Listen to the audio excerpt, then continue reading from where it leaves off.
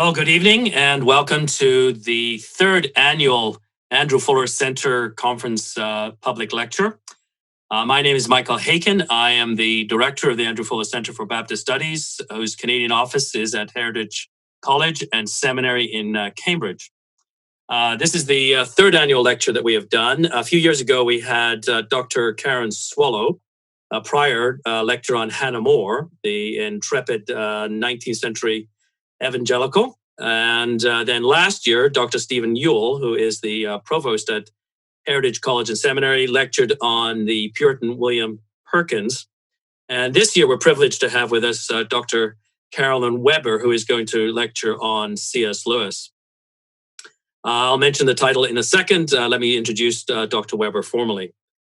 Dr. Weber has a BA from Huron College here in Canada, based in London. And then she earned an MPhil and DPhil from the University of Oxford. She has served on the faculty at the University of Oxford, as well as the University of San Francisco, Westmount College, and is currently on faculty at Heritage College and Seminary here in Cambridge, but also on Brescia College as part of the University of Western Ontario. She's the author of 3 books. Surprised by Oxford, which is a takeoff, I gather, from the title of Surprised by Joy of C.S. Lewis's book. It's a tremendous read. I picked it up, I think it's about 3 years ago now, and it was one of those books I read pretty well nonstop for like 3 days, knocked it out. It was really just a book I couldn't put down and hardly recommend it. More recently, Holy is the Day, and then most recently, Sex and the City of God. Which I have yet to read, and I'm looking forward to that at some point. Tonight, she is going to lecture on The Great Divorce and the Even Greater Marriage, C.S. Lewis and the Bright Lady. When she has finished lecturing, we'll have a time for a Q&A.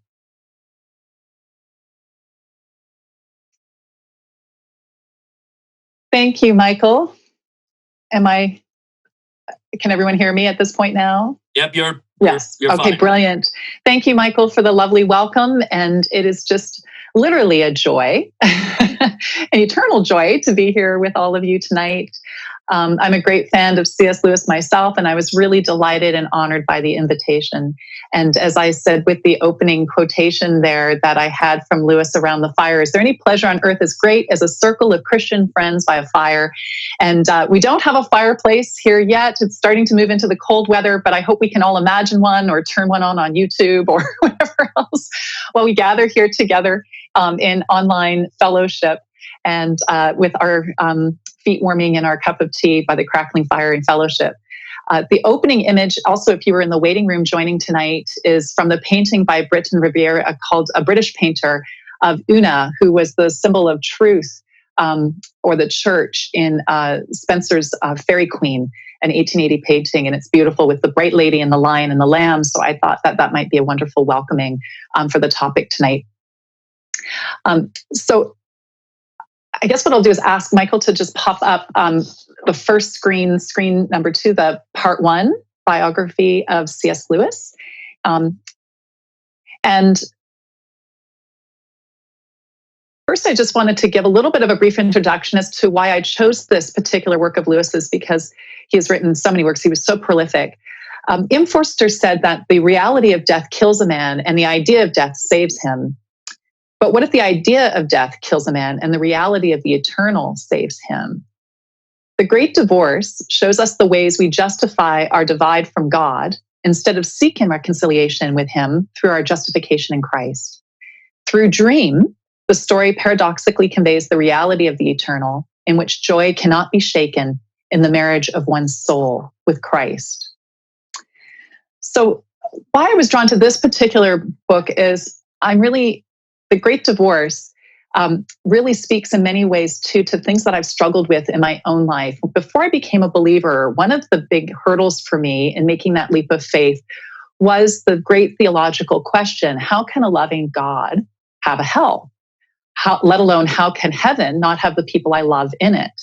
Or, how can heaven be heaven without those I love in it? How can hell contain those I love in it? all those kind of refractions of the same question. And The Great Divorce speaks primarily through story right to the heart of that question. And so I've always had a soft spot for it because in many ways it answered that question as best as we can. Lewis also says, beware, because answers deceive. But it allowed me to think about it in a different way. Lewis himself, I found to be so erudite and yet accessible, serious and yet witty, logical and yet genial.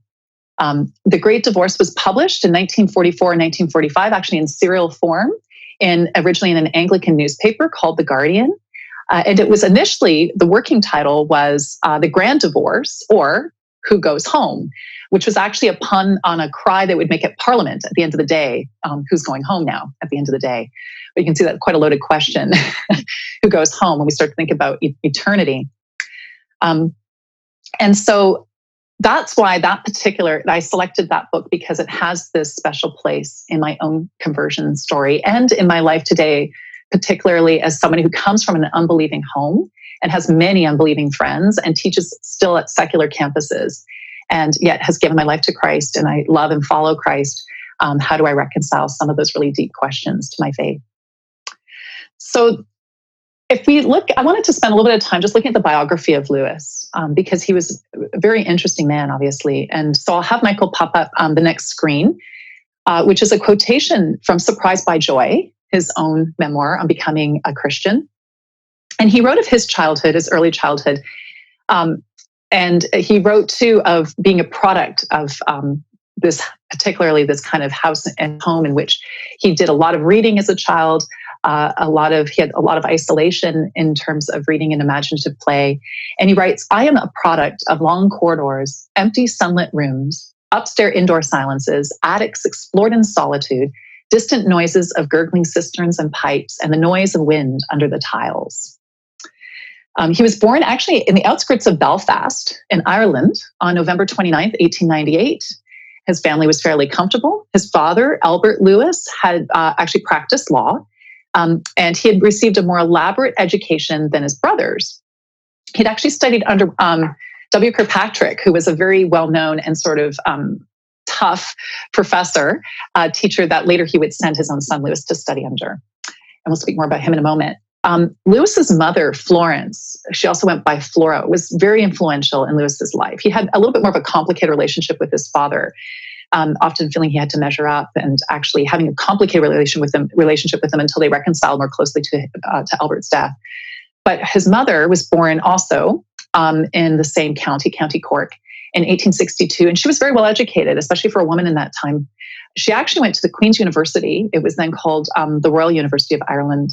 And she received first-class honors in logic and second-class honors in mathematics. So she was bright. And that's actually a little ironic because later mathematics would be the exam that Lewis would fail upon entrance to Oxford. But still, that's another story. He had an older brother, Warren, 3 years older, who he referred to as Warnie, and they were very close as children, and they often played together, and it was the two of them.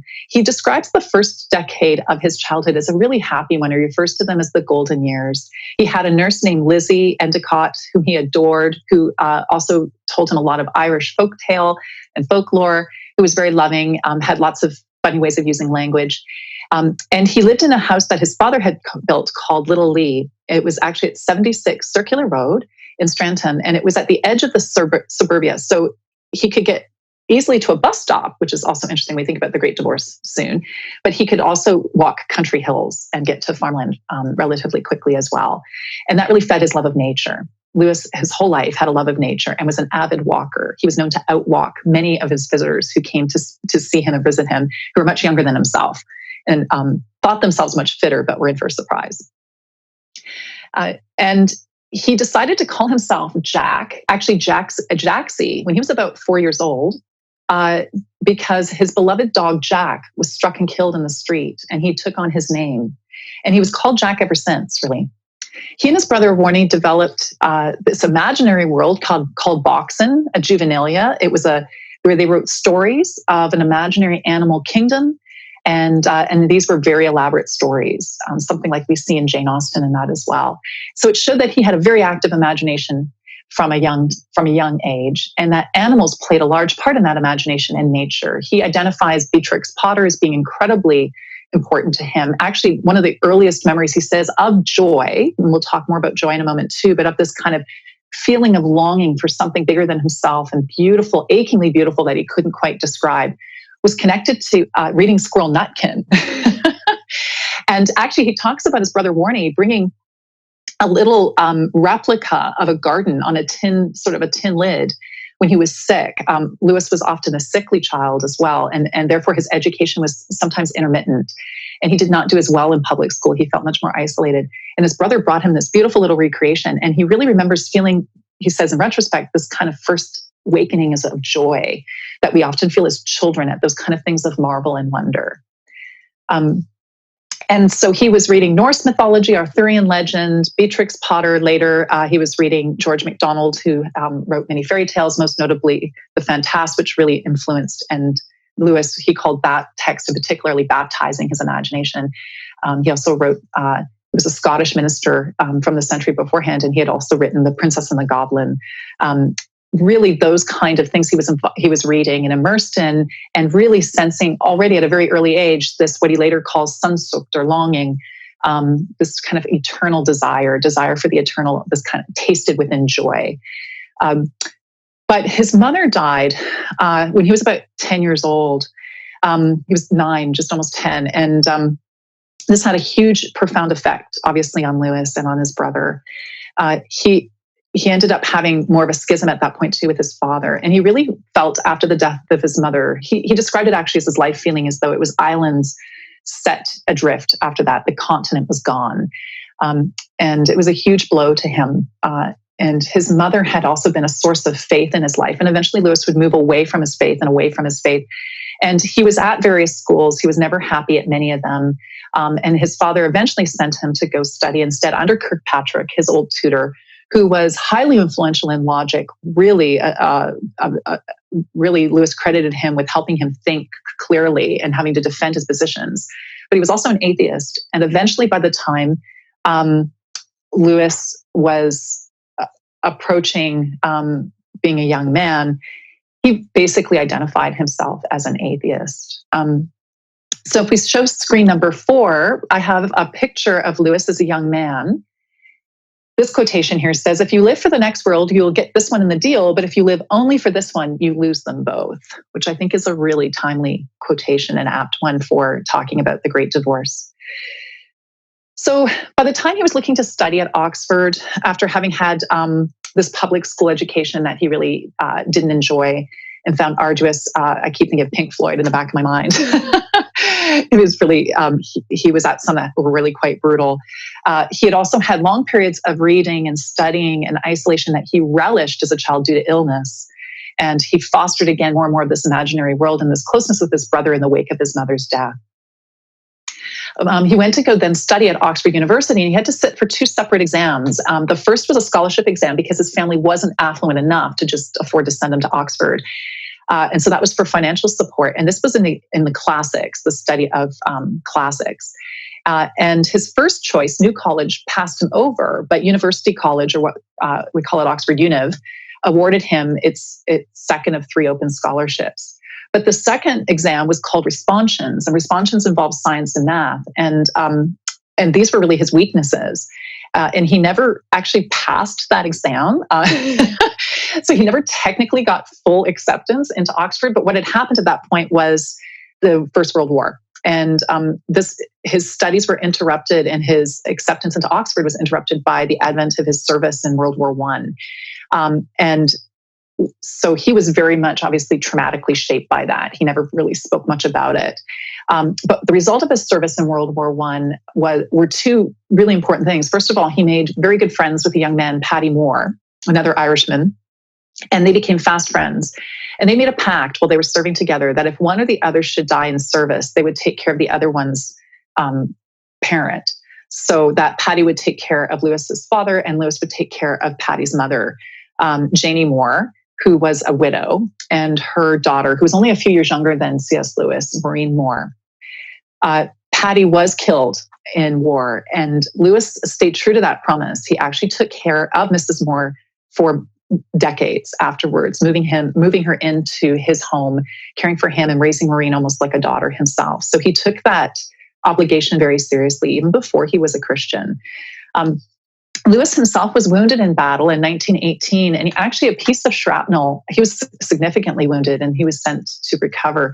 And a piece of shrapnel landed near his heart. And at that time, the surgery was considered too dangerous. So he actually ended up living the rest of his life with that shrapnel piece near his heart.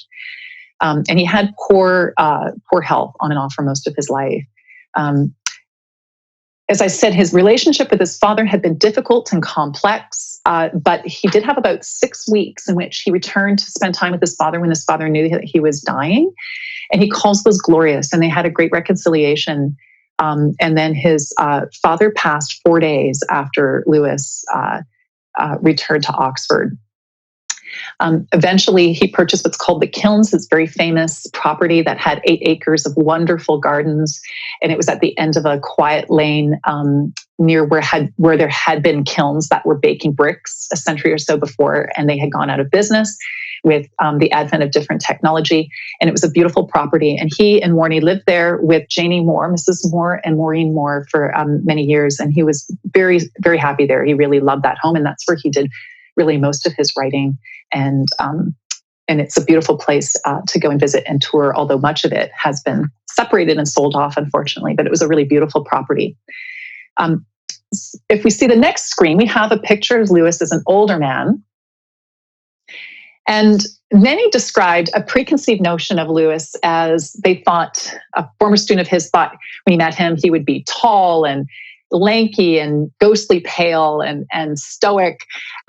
Sheldon Vanauken, who wrote A Severe Mercy, a very famous story of his conversion and his wife's, Davies, and how they were friends of Lewis's when they were at Oxford, and remained in touch with him for the rest of Lewis's life very closely, thought that he expected Lewis to look, when he was going to first meet him after writing letters back and forth, he entirely expected him to be just very sort of boring and and academic. And he said, maybe I expected him to be somewhat of a skinny Jesuit.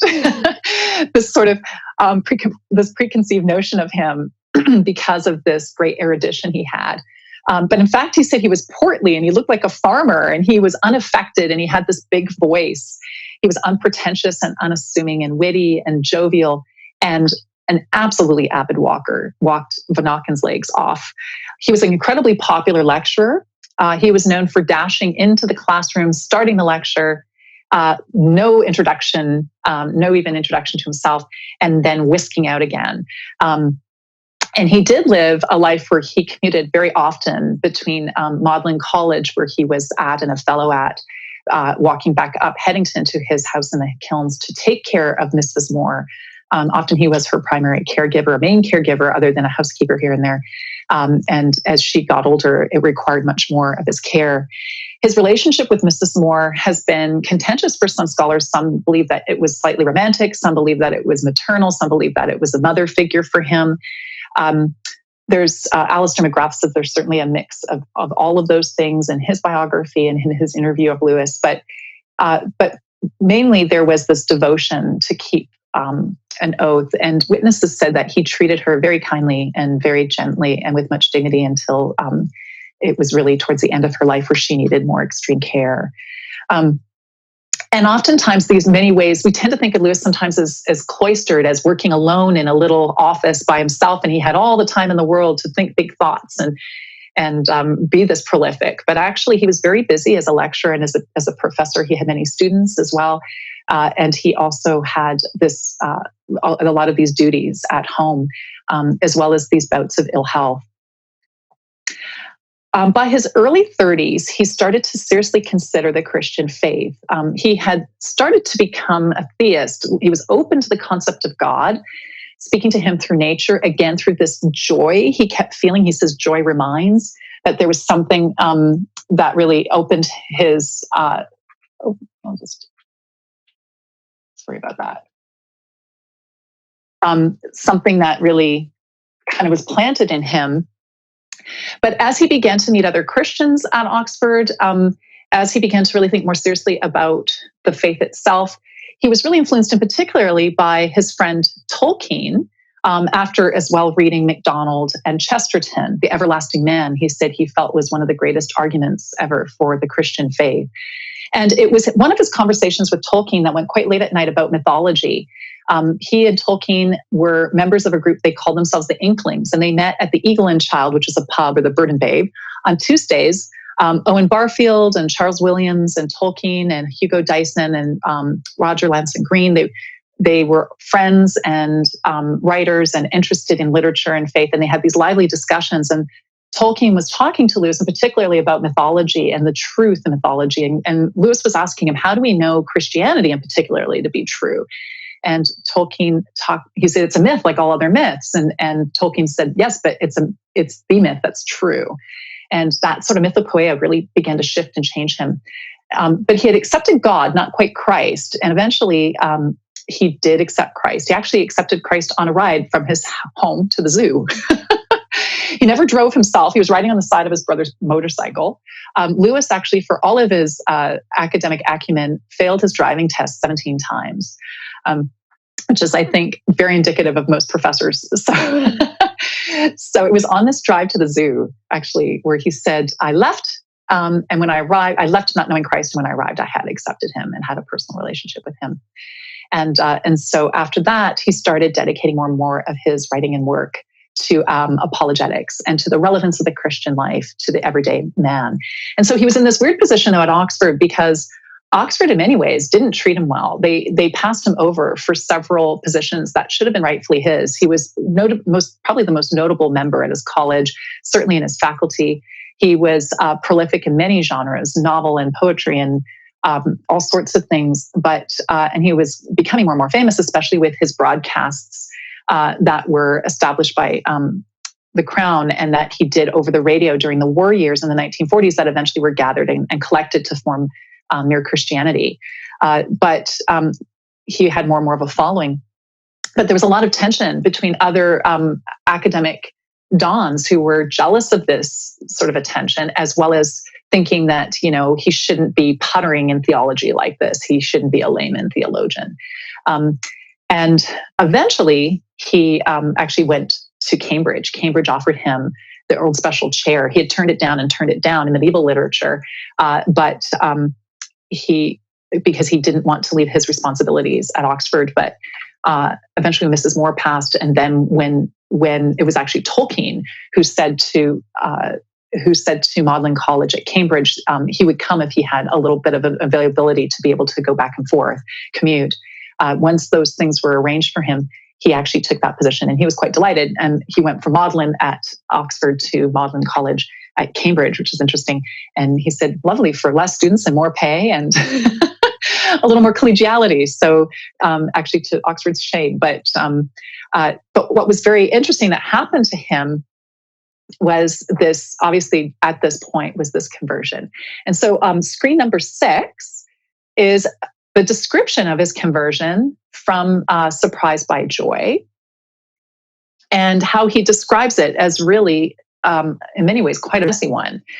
He says, you must picture me alone in that room in Magdalen night after night, feeling whenever my mind lifted, even for a second from my work, the steady, unrelenting approach of him whom I so earnestly desired not to meet. That which I greatly feared had at last come upon me. In the Trinity term of 1929, I gave in and admitted that God was God, and knelt and prayed, perhaps that night the most dejected and reluctant convert in all England. I did not then see what is now the most shining and obvious thing, the divine humility which will accept a convert even on such terms. The hardness of God is kinder than the softness of men, and his compulsion is our liberation. So we can see, actually, I think in this, a framework even in his own conversion of what eventually he's going to explore himself in something like The Great Divorce. Screen 7 shows a picture of Joy Davidman. So Lewis himself had been a confirmed bachelor most of his life, and then he ends up meeting and marrying Joy Davidman. And she was completely his opposite, so to speak, a Jewish New York divorcee. She had been a communist, a writer, highly intelligent, and she'd been in this really problematic and difficult marriage. Her husband was quite a charmer, and he had eventually left her for her cousin.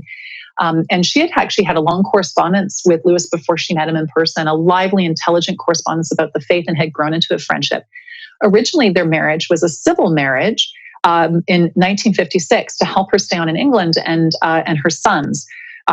She had two sons, David and Douglas Gresham, Douglas has written extensively about Lewis as well and done a really wonderful biography of him. And they became like Lewis became sort of a father figure to them, which is interesting given his own childhood.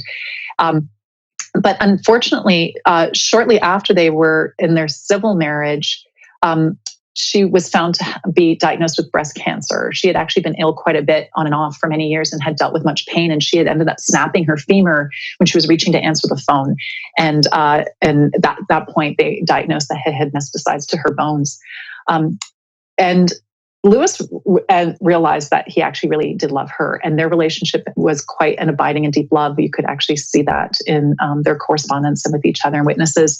And they did actually get married on March 21st, 1957, by a former student, Reverend Peter Bide, and who did it for him because at the time Lewis could not get the permission to do it through the Anglican Church because she had been divorced. They actually had a 3-year remission in her illness. They thought she was going to pass away fairly quickly at the time. And there's this famous story where Lewis actually asked God for substitution, that he could take on her pain and he could take on her bone loss and he could take on her illness so that they could have more time together. And what's interesting is she actually had this remission, and actually he was shown to start be suffering from osteoporosis. But they had this wonderful trip to Greece, a place they had always wanted to go. He had never had many holidays, and it was really beautiful for them. They went with the Greens, and it was a really powerful time for them. And Joy did die July 13th, 1960. She had a great sense of wit. On her deathbed, she said to Lewis, "Don't get me a posh coffin. Posh coffins are rot." And she died very peaceably with him after much pain. So if we go to screen 8, this is a picture of C.S. Lewis looking at a window. And I thought it was a beautiful one for us to leave with a notion of his biography. He died actually on November 22nd, 1963, from complications with liver disease he'd been struggling with. He'd actually been in a coma prior to that, but then he awakened from the coma, and he actually went through a period of delirium. He said his worst fear was insanity his whole life, and then he went through it. And he said it was really quite a gift. But he ended up dying on November 22nd, actually the same day as Aldous Huxley and President Kennedy. So his death in many ways was just as unassuming as the man. He didn't draw much, no one really drew much attention to his passing at the time, as his brother noted. So the next screen identifies part 2, the Great Divorce. And what I wanted to do was just spend a couple of minutes talking about some context to the Great Divorce in particularly, because it is such a unique and kind of strange little book. Very briefly, it's basically the story about a dreamer. It's set in a dream narrative, a dream vision or frame narrative or theological fantasy, in which the dreamer dreams waiting for a bus in hell. And he is going to be taking a bus that will be taking those from hell on a holiday or on a vacation up to heaven. It's a little bit of sci-fi in that as well, influenced by a large number of authors, as you would expect with Lewis, who he would be familiar with. It's a gray city. Hell is described as a gray city, large. It spreads and spreads and spreads. All you have to do to have a house is think of it, and people just want to be isolated, so they move further and further out. So he describes himself as 2 million miles away from someone like Napoleon, who's just pacing in his own little space, blaming everyone else for the losses of his wars. The city is gray, it's rainy, it's like the tenements in poor parts of London, and it's always twilight, never morning, which of course sounds much like Narnia, right? Always winter and never Christmas. But the bus arrives at the foothills of heaven, and these ghosts from hell get to have a chance to interact with the bright spirits of heaven, to see if they are going to choose to decide to stay in heaven or take the bus ride back to hell. And then he awakes at the end of the story. So the next screen is a picture actually of Dante's Howl, done by Gustave Doré, the very famous illustrator who illustrated so many of the epics. The Great Divorce comes from a tradition of the refrigerarium. A refrigerarium was meant to refresh. It was Prudentius in the 5th century, a poet, uses the idea. It's not really a theological idea. It's but it was kind of popular poetic theology that those who were damned to hell could have a chance to visit heaven, to have a holiday in heaven, or to have at least some break from their torments. It's also connected in some ways, though, to the harrowing of hell. We see this in the Catholic tradition, where the notion that Christ visited hell for 3 days and preached the gospel. This is also alluded to in the Apostles' Creed. So that there is some sort of a connection between the two. And of course, Lewis is writing all of this in the context of the Second World War, 1939 to 1945. Again, this being published in 1944, 1945. And we see the background, like we do a bit with the Chronicles of Narnia, of the effect of the real war outside happening. The dreamer wakes at the end to the siren, literally waking him up of the bombs. So, and the air raid warnings. So we have this world immersed in war, and then this dream about hell at a time very much when the whole world was really battling good and evil. And those were very large theological questions. And how can a loving God allow suffering, right? i.e. hell as well. This, his concept of hell is really influenced by Dante, who, Alighieri Dante, who, his dates are 1265 to 1321. And he was the poet a medieval poet that wrote the Divine Comedy in 1472, that Lewis identified as the most important poet of all time. He thought he was the most important narrative poet. He thought George Herbert the most important lyric poet. And so Dante's Rings of Hell, and that at the center of hell is actually not fire, but you're frozen. It says something about the condition of the heart, the human heart. And that there's closure, complete closure to the love of God at the center of hell. And so very, very influential on Lewis's imagination.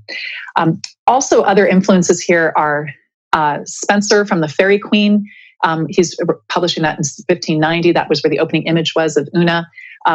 Edmund Spenser, the epic, The Fairy Queen, very much dealing with the word seems. And we see when the trigger of the opening of the story of the Great Divorce, everything is playing with the word seems, and we're not really quite sure what's real, what's not. And we get this message. And Lewis was saying, I'm being very careful about showing you. I'm not making any conclusions about the afterlife, but I'm projecting an idea here, a dream idea, a dream narrative that's used oftentimes. You can see here too, sprinklings of Charles Dickens, right? This is very much a Christmas Carol where did Scrooge dream the visitations and the kind of brushing with hell, a chance to rethink your life, very much playing with John Bunyan, Pilgrim's Progress and The Journey, as well as The Dreamer.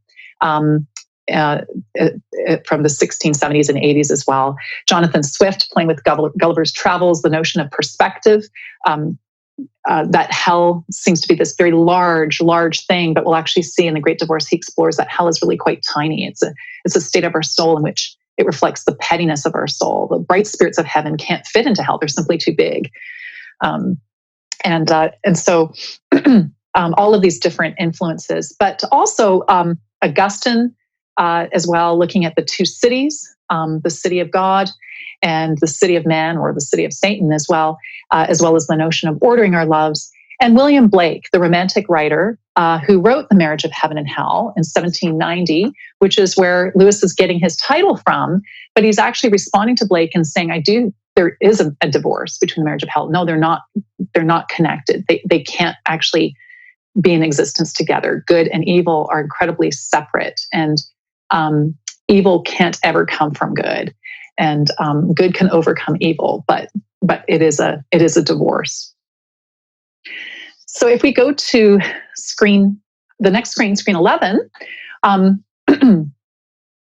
then this is where I would like to look at part 3 then in a little more detail and the remaining part of our time here together, the Great Divorce and the even greater marriage. And I wanted to return then to that question that haunted me. How can a loving God send anyone to hell, let alone have a hell? And, as I said, how can hell contain those I love in it? And again, this goes back to the notion, I think, of Augustine talking about having two different kinds of people, ultimately, two different types of cities, two different citizenships, two ways that we answer whom we serve and to whom we belong. because we all belong to someone and we all serve something. And so the next screen number 12, actually has a quotation from the speaker of the Great Divorce talking with George MacDonald. So when Lewis wrote The Divorce, this ghost goes down into hell, and he is able there to see other spirits, other ghosts, and he gets to watch their interaction with the bright spirits and how they have another chance to rethink their decisions and their choice to be in hell. And there's about 20 examples of these people that he watches, their spirits. And of actually all 20, only one repents. Actually, only one goes on from the foothills to the mountains, rides off to the mountains of heaven or the celestial city. And as he's entering into this journey of the foothills, he's experiencing the world around him. And in hell, those in heaven, the foothills of heaven, those who are from hell, everything is painful. The reality for them is too much to bear. And you think about being unable to look upon the glory of God, this incredible spirit when we only have a physical being. But as he journeys, even touching the blades of grass hurt his feet. The water is slippery. He walks on it. It's hard. It's not soft. It's not easy to interact with this world. He describes a spirit, a ghost he sees trying to pick up an apple off the ground, and the apple is so heavy. He's laboring and laboring and laboring out of his greed to try and carry and lift this heavy burden. So heaven can't be enjoyed by those from hell. And the eternal reality is actually, it can't be changed. It won't bend to them. It won't bend to their condition of their hearts. And he meets the spirit of George MacDonald in hell, much like how Dante meets Virgil, and Virgil leads him through, and then Beatrice does eventually, and Matilda and then Beatrice in the Inferno through the Purgatorio, and then on. Or the same way that we see other guides of this journey when they journey to the underworld, or now in this case to the upper world, kind of a reverse Nicaea. And MacDonald becomes his spiritual guide, giving him wisdom and reflecting on these different sort of things that he's seeing, these different scenes that he's seeing play out with these ghosts when they interact with these bright spirits. And the bright spirits are the heavenly people that have come down to the foothills again to try and touch the harder hearts of those from hell with their joy and with their truth, and help them see themselves in a different way. And we see that actually not many of these people are traditionally murderers or really, huge criminals or whatever. All of these are actually far more slippery sins of greed and arrogance and self-pity and victimization, and all these ways that people, kind of the sins we keep in our pocket, not the sins that we actually advertise, but the ones that we just want to keep in our pocket and we don't quite want to give up. The coveting or the taking sort of a secret delight in having someone pity you, or making someone miserable, kind of quite won't let those go. And we'll think about a couple of examples here shortly, but this quotation is the speaker talking to MacDonald and MacDonald answering. And the speaker says, "But what of the poor ghosts who never get into the omnibus at all?" i.e. those that never hear the gospel, or they never get here at all to have a break from hell. And what's interesting is MacDonald, the guiding spirit, says, "Everyone who wishes it does. Never fear. There are only two kinds of people in the end. Those who say to God, 'Thy will be done,' and to whom God says in the end, 'Thy will be done.' All that are in hell choose it. Without that self-choice, there would be no hell. No soul that seriously and constantly desires joy will ever miss it. Those who seek find. To those who knock, it is opened." Right? Evocative of scripture there. Revelation and Matthew. And so the next screen is actually a beautiful, very famous painting by William Holland Hunt in about 1851, 1852. It's called The Light of the World. I actually was able to see a real production of this painting in Keble College when I studied at Oxford, and it's just incredible to see it for real. It's a beautiful allegorical painting by this pre-Raphaelite painter, Hunt, who represents the figure of Jesus preparing to knock. And you can see on a door, and the door is overgrown, in many ways represented or symbolic of our own hearts, our own souls, our own minds, overgrown, long unopened, sort of forgotten, like the ways that perhaps the weeds have grown over the old gardens of our own hearts. And he's painting here very specifically the verse. He refers to this too from Revelation 3:20. Behold, I stand at the door and knock. And if any man hear my voice and open the door, I will come into him and will sup with him and he with me. And what's very interesting about the painting, because I noticed this when I first saw it before I was a believer, is that there's no doorknob on the door. There's no way, there's no handle. And as I was explained at the time, it's that the door can only be opened from the inside. God gives us that free choice to accept his love, not to just be puppets on a string. Only we can open the door and let Christ come in and sup with us and have communion with him. And it's the same thing with the doors of hell. They are locked from the inside, as Dante says. They're locked from the inside. So the Great Divorce is really, Lewis is showing in many ways our choices to choose hell, to choose self over God, the old choice from Genesis, and to refuse to accept grace, to refuse to accept salvation or reconciliation that's being offered to us, and that therefore leads to this eternal joy. We have these longings, we have these tastes of joy, they point us that way. But for some, there's just this misery or some element of hell that is still clung to, and that hell cannot come into heaven. As he says in The Great Divorce, as the Bright Lady says, we can come to you, but you can't come to us. The darkness can come. The darkness doesn't affect us. The light overwhelms you. So there's this emphasis on our pride and preference, evocative of Boston there, and of John Milton, another great language of illusion here with his Paradise Lost, and Satan, his great figure, anti-hero of Paradise Lost. And Satan says so famously, the mind is its own place and can make a heaven of hell, a hell of heaven. That the idea that hell moves with Satan, travels with him, and it's always with him no matter where he goes. It's not just this geographical place. And his famous statement as well, that it is better to rule and reign in hell than serve in heaven. Again, wanting to have that power and that self-servitude instead of dying to oneself and in order to live in Christ. And so what I wanted to do was then look in a little bit more detail at a couple of powerful ghosts, examples of ghosts. As I said, there are many, and there's all sorts of stripes of people. We can all read these ghosts and recognize them in lots of people we know. Also, what I love about Lewis's books, and particularly Screwtape and Great Divorce, is that they really should have a mirror on the cover, because we read them and we are looking at ourselves as well. It's hard to read any of those ghosts and not see the plank in our own eye. One of the most powerful scenes that's developed in more detail is in chapter 11, where there is a ghost who's insubstantial. All the ghosts are more transparent. They're more insubstantial than the bright spirits. They are more real, obviously, and bright and substantial. And so even the physical description reflects the more metaphorical argument. And he arrives and he has the speakers watching him with McDonald, and this who's sort of dark and oily, has a little lizard sitting on his shoulder, and this little lizard that is nagging him and talking at him and controlling him. And even though it's smaller than him, it's always sort of controlling him. And he's talking to an angel. There's this huge and mighty, beautiful angel, bright spirit, who keeps asking this man, "Let me kill the lizard for you. Let me kill it for you.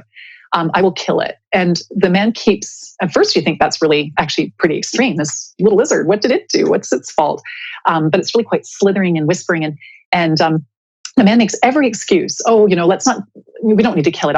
It's going to behave itself. Or, you know what, it's not going to be in the way. It's not going to be inconvenient. Oh, you know what, you could go ahead and kill it, but actually maybe not right now. I'll come back later. You can do it later. He gives every excuse in the book. And the angel keeps relentlessly asking this ghost, "Shall I kill it? Shall I kill it?" And he can't kill the lizard until he has permission from the ghost. It's in chapter 11, and it's really quite a powerful scene. And finally, the ghost is so tired of carrying. He's so overwhelmed by actually this tiny lizard that he says, I'd rather be dead than continue living with it. God, please have mercy. Just kill it. Go ahead and God help me and kill it." And the angel then puts his hand and takes the lizard and throws it down and breaks its back, which sounds so violent. But as he does so, you begin to see the man, the ghost, materializing into this amazing bright spirit himself, taking on more and more substantiality. And as he's transforming, so does this lizard. And it actually turns from a writhing sort of golem-esque type of thing into a beautiful, powerful stallion. And the man jumps on the stallion and they ride off together. The stallion's got this, it's gold and silver and majestic and powerful. And they ride off to the mountains together. And it's a wonderful parable for lust. Later on, they identify the lizard actually as lust. That was the particular sin that this ghost wouldn't let go of, kept thinking he could make excuses for it, kept thinking he could bring it into heaven. And it wasn't until he allowed the angel to kill it, until he allowed God to kill that in him, that he was actually given full new life. And then lust became the powerful passion that it was meant to be. The original thing that was dictated as good was actually, instead of being corrupted and twisted by us in our fallen state, was made to be a desire that could be bridled and could literally lead us to God. To think of even our sexuality having that power to bring us closer to God, or intimacy to bring us closer to God, as it was originally meant to be made and to be used and to be glorified for Him. So it's a very powerful story with that ghost. And the other scene that I would like to look at then is, in particularly, one in chapter 12 that follows then that scene. We've seen up until this point lots of, as I said, sins that might seem innocuous to us, or some of them actually to our own rationalization, even as some of the ghosts say themselves, make complete sense. Is it really that bad to love somebody a lot? You have good intentions. There's a mother, for instance, that loves and adores her son and thinks her son should be in hell with her. Like he should be who he should be who she wants him to be. And how can mother love be such an awful thing? How can it be so terrible to love somebody more than God? All those things that we think about. And actually, at the end of chapter 11, the speaker says to MacDonald, how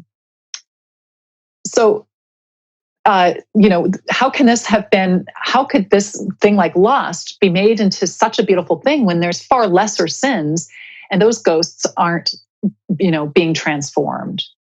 And what MacDonald says is, that kind is sometimes perfectly ready to plunge the soul they say they love in endless misery, if only they can still in some fashion possess it. No, you must draw another lesson. Ye must ask, if the risen body, even of appetite, is as grand a horse as ye saw, what would the risen body of maternal love or friendship be? We have to think about things differently. And I think that's where it's interesting. You see Lewis's training in logic, actually getting us to think about things with the spirit and the heart, rationally and logically. So next then follows chapter 12, where the speaker sees this wonderful, bright, beautiful spirit approaching. He's actually overwhelmed at how absolutely beautiful she is. And and she is tall and radiant, and she's attended by all these other bright spirits. And her name is Sarah. He finds out her name is actually quite simple, Sarah Smith of Golders Green. And he says, I cannot now remember whether she was naked or clothed, to have been the almost visible penumbra of her courtesy and joy, which produces in my memory the illusion of a great and shining train that followed her across the happy grass. If she were clothed, then the illusion of nakedness is doubtless due to the clarity with which her inmost spirit shone through the clothes. For clothes in that country are not a disguise. The spiritual body lives along each thread and turns them into living organs. A robe or a crown is there as much one of the wearer's features as a lip or an eye.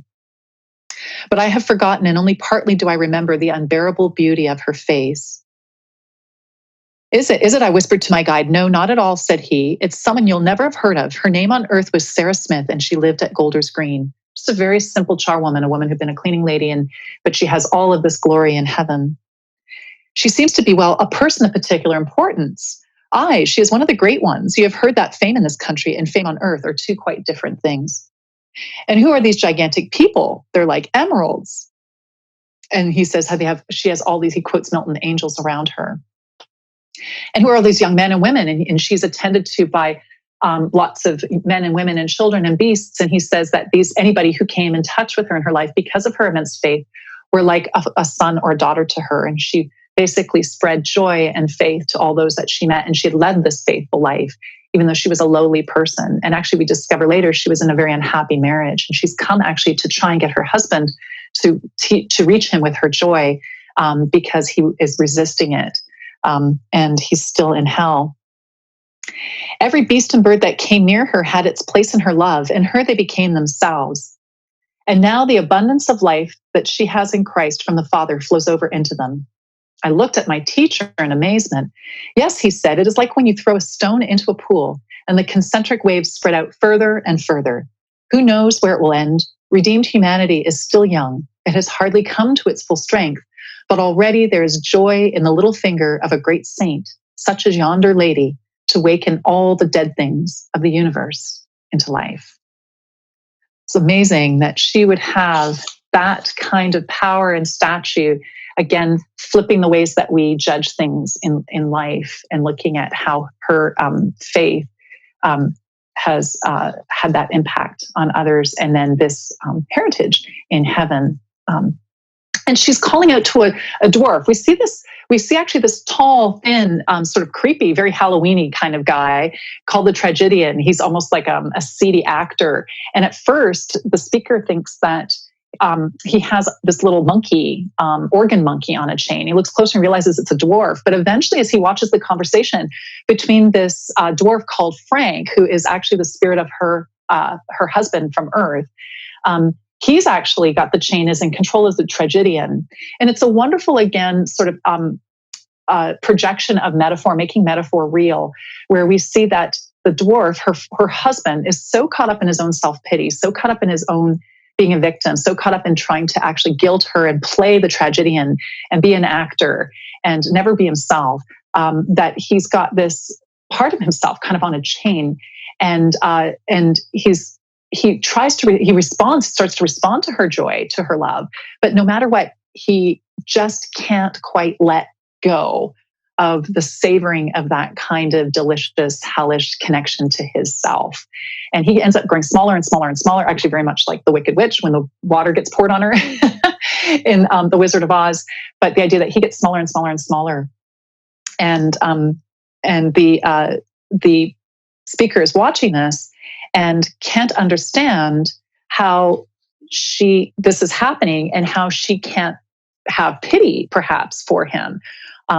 How he says, is it really tolerable that she should be untouched by his misery, even his self-made misery? And again, that hits again at the center of these questions about hell and God's goodness, and how can we enjoy a heaven that doesn't have our loved ones in it? And the spirit of MacDonald replies and said, would you rather he still had the power of tormenting her? He did it many in their earthly life. And he goes on to say that, but we see what lurks behind it. The demand of the loveless and the self should be allowed to mail the universe, that till they consent to be happy on their own terms, no one else final power, that hell should be able to veto heaven. And the speaker says, I don't understand. And he says, you have to distinguish the action of pity, that will live forever, but the passion of pity will not. And so he says, you have to watch that kind of sophistry or that kind of logic, or you'll make a dog in a manger, the tyrant of the universe. Again, that we can't bring hell into heaven. And we saw in the description of the woman, then what's so interesting, her description is of the bright lady of Sarah, and of course her name being evocative of Sarah and Isaac, but she's dressed in these raiments, the bridal raiments, clear and pure light, very much like how we see it in Revelation. John describes in Revelation 21:2, when John sees the New Jerusalem, he says she was made ready as a bride, adorned for her husband. And we see that she's evocative of the bride, of the church as well. And this becomes really loaded when we think that actually Frank is her husband on earth, but not her eternal relationship, not her eternal covenant, and that she's not limited by him, nor is that love where it ends. She's actually in many ways evocative to this bright lady of, yes, there's this divorce. Yes, there's a way that hell cannot be part of heaven, but there's also a greater marriage that gives all of us hope. and that her first love must be and is Christ, and that determines her position in heaven, and that is separate from the dwarf. None of us stands at the end of time and says, "What about him?" Right before God. That's not relevant. It's answering for your own heart and your own self. So the next screen is screen 15, Blake's illustration of heaven. Oh, I'm sorry. That one is the one of Little Boy Lost. And that's also by William Blake as well. There's two of them I wanted to show. So that one is Little Boy Lost, which is evocative again of the bright lady and the children around her. Blake was also a great illustrator. And and then the next one is of his heaven, illustration of heaven. And what MacDonald says is, but what we called love down there was mostly the craving to be loved. And so the Great Divorce also then shows us this notion of eternal perspective, that heaven is big, as I was saying earlier, and hell is small. Magnanimity of heaven, the magnanimity of the Spirit in God and of those in Christ, and the pettiness of those who prefer self and choose still to maintain part of hell or stay in hell. And so if I can just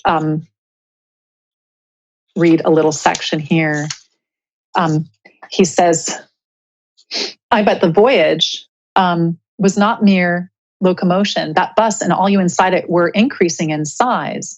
Do you mean that hell, all that infinite empty town, is down in some little crack like this? MacDonald is telling the speaker that you all came on that bus through a tiny little crack in the ground. Yes, all hell is smaller than one pebble of your earthly world, but it is smaller than one atom of this world, the real world.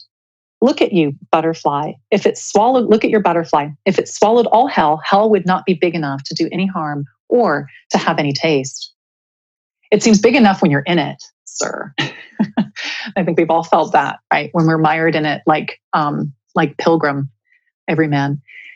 And yet all loneliness, angers, hatreds, envies, and itchings that it contains is rolled up into one single experience and put on the scale against the least moment of the joy that is felt by the least in heaven, and it would have no weight or be registered at all. I see, said I at last, she couldn't fit into hell. And no, MacDonald nods and says, no, there's not room for her. Hell could not open its mouth wide enough.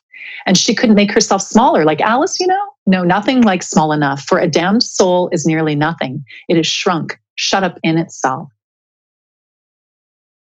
Only the greatest of all can make himself small enough to enter hell. And and so we see that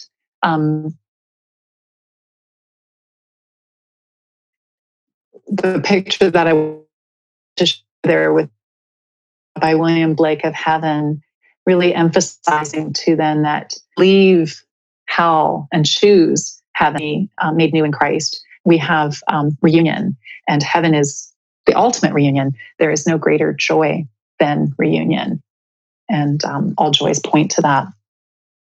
So in the final screen, I wanted to share with you, it's a couple of quotations. First of all, from George MacDonald himself, not just the spiritual guide, and then a closing thought from C.S. Lewis, because the book ends with this really interesting scene of playing chess, and it actually is a wonderful, again, projected metaphor of kind of us in relation to our spiritual selves, how we can only think temporally in the city of man. We can only think, and we are caught and harried and hurried by time. But there is also the eternal reality and who we are as God made us to be, and who we are loved according to that name that he only knows for us, and is a private name for us, written on the white stone of acquittal at the end of time, outside of time. And it's a really powerful short scene of the chessman, but it's very powerful sci-fi in terms of thinking about our world and our notions of heaven and hell in larger, more eternal ways. MacDonald wrote, "There is no escape. No, there is no escape. There is no heaven with a little hell in it. No plan to retain this or that of the devil in our hearts or our pockets. Out Satan must go, every hair and feather." It's pretty powerful to think about that. We can't bring anything with us. And as Lewis would say himself in the preface to The Great Divorce, if we insist on keeping hell or even earth, we shall not see heaven. If we accept heaven, we shall not be able to retain even the smallest and most intimate souvenirs of hell. And on that note, I'd like us to really think about his refrain: joy is the serious business of heaven. And I think reading The Great Divorce helped me see that, yes, as Milton says, Satan, or Chesterton said, Satan fell from his gravity, taking himself too seriously, taking ourselves as being the center of all, instead of actually recognizing that joy is eternal and heaven is real. Thank you so much for joining me tonight. I hope that you will read The Great Divorce too, if you haven't, and that it will also speak to your hearts about the grace and goodness of our God.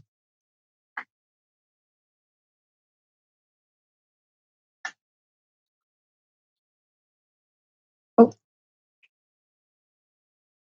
I can't hear you, Michael. There we go. Thank you very much, Dr. Weber, for taking us through not only C.S. Lewis's life, an overview there, which helped orient your later remarks regarding The Great Divorce, which is probably a book that not a lot of people look at when they think of Lewis. Obviously, the Narnia Chronicles are to the fore, Mere Christianity. The Great Divorce has kind of gotten missed, I guess, in Lewis reflections. It's not often. So thank you very, very much in taking us through what Lewis lays out, really, for all of us, the importance of choosing heaven. Mm-hmm. We have time for questions. The lecture and Q&A are scheduled to go till 9 o'clock. So if you would like to ask Dr. Weber a question, you're quite free to put them in the chat room. There is at the bottom of your screen, there is a chat feature. You can type them in there, or you can just speak up and unmute yourselves and ask away. I was going to make a comment, Michael, on you saying that The Great Divorce is often overlooked, which I find interesting because I find it to be such an intersection of so many of Lewis's works. Yeah, well, it's very or styles or interests. You know, it's an intersection of sci-fi. It's an intersection of apologetics. It's an intersection of there's almost a childish element to it. There's, I think, so much of his strains and style and genres that work in that one text. Yeah, it's a book that I haven't looked at for a long, long time. So it was helpful for you to go through it again. I read it years ago, and I've read a fair amount of Lewis and Lewis criticism, and the Great Divorce is not frequently a subject of reflection. So it was very helpful to go back through it. Thank you. Any questions that you would like to direct to Dr. Weber?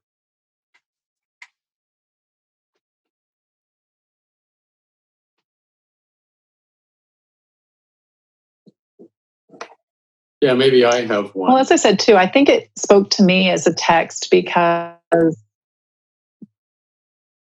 yeah, I was just going to say, because I think we never talk about hell in our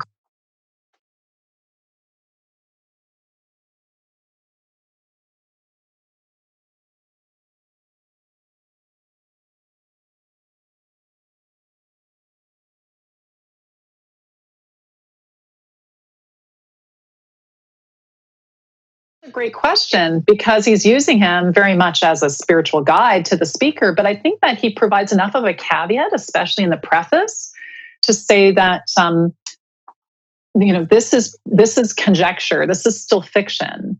I'm using some of these motifs. I'm exploring some of these ideas, but he certainly doesn't put all of his cards in one hand. And I think also being a medievalist, he's quite slippery in an appropriate way himself of using the dream narrative. I think the dream narrative is a really important trope and motif, frame narrative. We see it in so many powerful stories. It allows sort of us to be once removed from the speaker, and we can't quite trust then the speaker's full vision as being just straight on narrative. So we're allowed to be once removed from it. So I think the impression I've had with Lewis is that he takes a lot of the compassion and fairy tale element of the Bible as fairy tale. I mean, I'm thinking of Buechner's, the Bible as the gospel as comedy, tragedy, and fairy tale. That, a happy ending makes up for a lot, and that there is a purpose to suffering, which is very much MacDonald as well. And how, as I said, he was very much influenced by MacDonald, but he doesn't take all of his theological cards. I think he does, as he's saying in response to Blake, these two things cannot actually be married together. There has to be a larger overall marriage of grace that encompasses that. But good and evil cannot. He says good can never come from evil. Yeah. So I don't think he's fully attributing, but I do think he's using that motif to give him some wiggle room there for us creatively.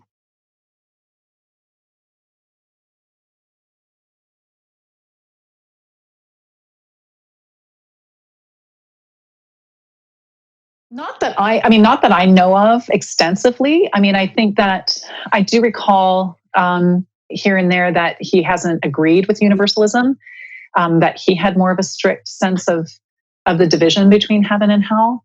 But I'm personally not familiar with something. We've talked about it at length. I'm more of the notion that he lifted from MacDonald much more of a mythopoeic, imaginative sense of the power of story and of the power of fairy tale without just the pure theology. And I think that's also very Lewis. I mean, again, if we think of a title as evocative of mere Christianity, Lewis was very careful not to comment on high and low church, not to actually assert a position there. And he had, Catholic friends, and he had Baptist friends, and he had, Puritan influences. He had all sorts. So he was actually very careful about that himself. So I think that does speak to a way that he uses a source without necessarily having to completely be in the camp of that particular line of thought.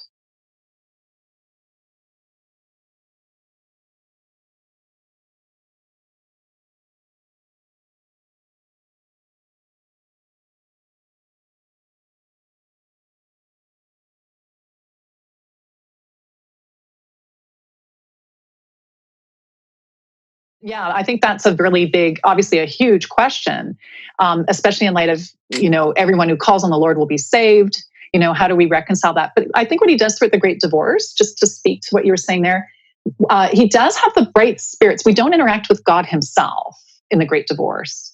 There's no sort of crossing that line into Yahweh and that fictionalization. We only see the bright spirits, and they're very careful. Actually, we see this with the Bright Lady as well, with Sarah Smith, not to actually say that they have the final say. Mm-hmm. So, for example, West, being able to ride off on the transformed stallion, and he's riding off to them, but we don't really know for sure what's going to happen to him. It's the same thing with the dwarf that gets smaller and smaller. It looks like he has been able to turn away from joy. And the speaker even says, I've never seen actually anything so terribly painful to watch as his turning away from joy when he was so close. But we don't really know. Even the speaker, his story is him waking up from the dream narrative, because the dawn is coming. And the dawn is, again, that idea that it's going to be it's going to be unbearable, the dawn of holy light for those who are not saved. And he wakes up thinking that he's feeling the beams of sun, heavy and harsh and hurting, falling on his head. Right. And he's actually waking up to books falling on his head. Right. And so there's this way in which we don't know what's going to him. Your death is still ahead of you, the bitter taste of death. So there's nowhere at which he's actually made a conclusive statement that this person is saved or this person isn't, or this, this leads to this. He's left, that ultimate judgment to God unspoken outside of the story. And I think that was a very powerful thing for him to do theologically as well. He's sort of sidestepped that question, but I don't think he does it to be insidious. I think he's sidestepping the question because, as he says, as MacDonald says in there, as the guiding spirit, all answers deceive. And I think we are still looking at through a glass darkly, and we're going to be limited in how far we can take any of these metaphors. So Roy and Margaret Paul have a question. Did Lewis believe that people would be given a second chance to repent after death? Ooh.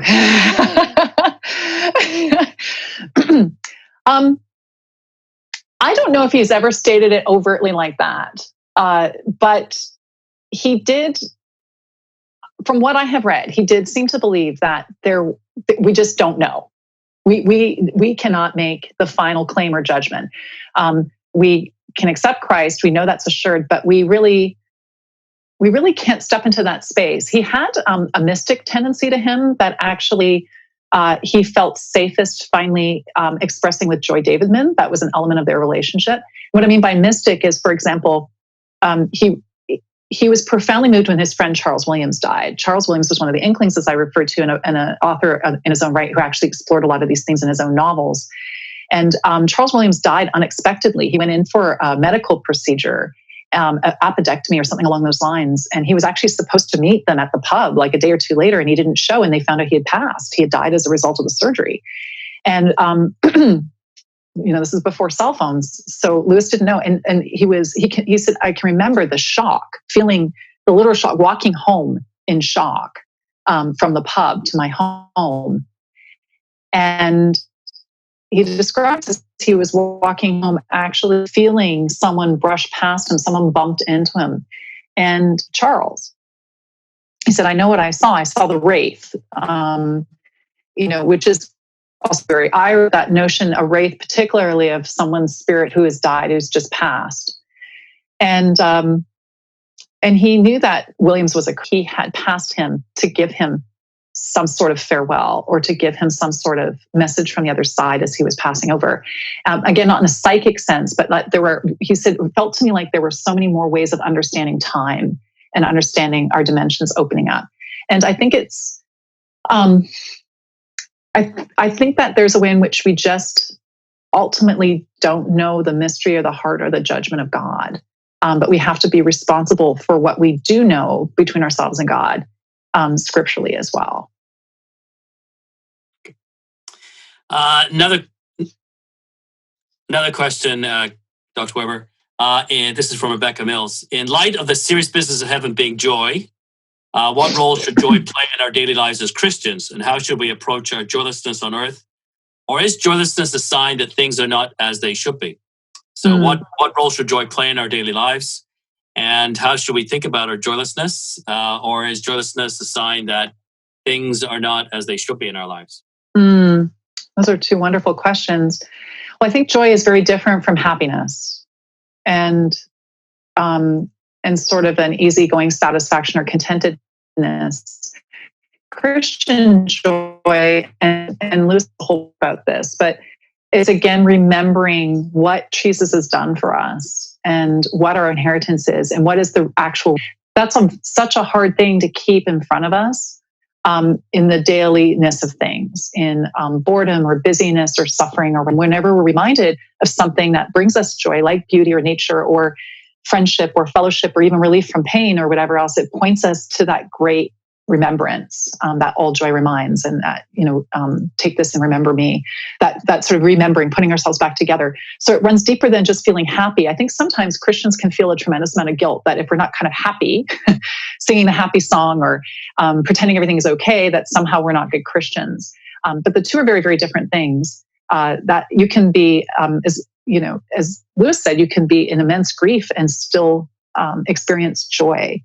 And conversely, you can have times where joylessness, in response to the second question, can feel like you're far from God. And he also talks about, consolation and desolation.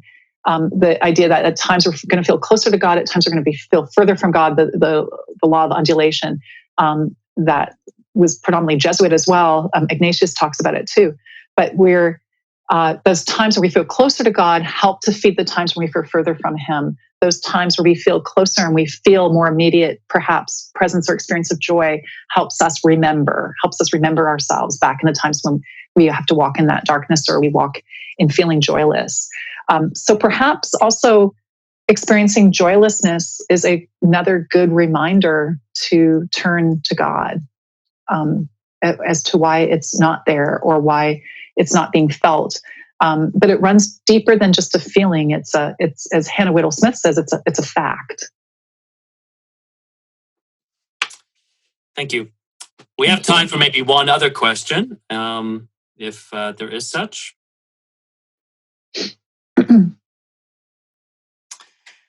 Okay, this is a long one. I'll try and follow because I'm. There's a quote in chapter 9. I'm assuming that it's chapter 9 of the Great Divorce. If there is a real woman, even the least trace of one, still there inside the grumbling, it can be brought to life again. If there's one wee spark under all those ashes, we'll blow it till the whole pile is red and clear. But if there's nothing but ashes, we'll not go on blowing them in our own eyes forever. They must be swept up. Maybe this quote is a good example of Lewis's understanding of God working on souls even after death. I hadn't thought of that. I wasn't thinking of the ashes so literally. I was thinking more along the lines of dividing the sheep from the goats, or the sowing and reaping, and what will go into the fire and what won't. What happens is, if there's again, it's that tension between free will and predestination and all those sort of huge theological issues. But if there's a way in which you can still respond, your heart can still respond, then there is always that hope. And God even extends grace to everywhere in there. I think the great tragedy of something like Paradise Lost is that Satan never asks for forgiveness. Satan longs actually for God's love and is jealous for it. But at no point does he actually accept it. He fights against it. And I think it's that sort of consistent and relentless fighting against the ashes. I don't know when the blowing stops, but I'm not the blower. So I don't know quite where I was reading. I would have read that. That seemed to me to be more of a state of our own hearts. And it goes back again to what I was talking about with Dante, envisioning the center of hell as actually being cold and frozen, where our hearts are hardened to God. We're not moving towards God at all. Again, that problem, is he not capable of opening the door without a handle? No. But somewhere in that door lies that's mysterious space that we don't know the full answer to. Of course, he's capable of opening anything, of walking through it. We know that when he appears as the resurrected Christ, but we still, in some cases, have to open it. We are given the dignity of opening it. And I don't know how those two are reconciled, but that's an interesting one. I hadn't thought about the ashes as an afterlife question. And I do think, Lewis did resonate with obviously a lot of Catholic thought, as I said before. And he does say, there are times in some of his letters where he does say, please pray for me and so who has passed away. So I don't know how he elaborates on that. And one final question, if we may. And this is from Phil and Kate Codnoir. What do you think is the greatest benefit of reading C.S. Lewis for today as Christians? Oh, great question. Wow, that's such a wonderful question. Well, I think he's so relevant because he makes Christianity relevant. The average person, most people are, I don't know if most people actually really violently kick against the faith or are just really, really hopeless cynics. I think actually most people just don't see how faith is relevant to their lives. They don't see how faith is going to pay their bills or save their dying mother or, deliver them from different sins. They don't see it as relevant to their lives, their everyday lives. And what I've always enjoyed about Lewis is how he makes sometimes theological axioms or ideas that can seem very, very far away and not relevant or even not even accessible. He makes those things very accessible in a really genial way. He sort of writes in a way that brings people to the table in lots of different genres. And he doesn't, he does what I think is the sign of any accomplished professional. He makes it look easy. And he makes you enjoy it. And you don't actually realize how much you've imbibed then theologically and how much you've been able to be encouraged to think about yourself and examine yourself without it being in a heavy-handed way. You feel as though he is doing this with you and he has done it, or there's this sort of genialness to him. And I think in many ways, just even that sort of humility that does not dumb anything down is in many ways how Jesus speaks to us in the scriptures. And this isn't to say to idolize Lewis in that sense, but I think it's the same sort of matter of factness that's also extended with a lot of grace and some wit and some, charm. Jesus is tremendously witty and obviously the truth. A lot of times when I was reading The Great Divorce, I kept thinking about the story from Luke 16, the rich man and Lazarus, maybe because of the division between heaven and hell, but where, there's the rich man and then there's Lazarus the leper. And Lazarus the leper has had this poor life and suffering, and he's been overlooked. And the rich man has had this very wealthy life and all these comforts and everything. And he's passed by the suffering Lazarus. And there's so many ways to read this kind of weird parable, because then when they're both dead, Lazarus is seated in heaven and the rich man is in hell.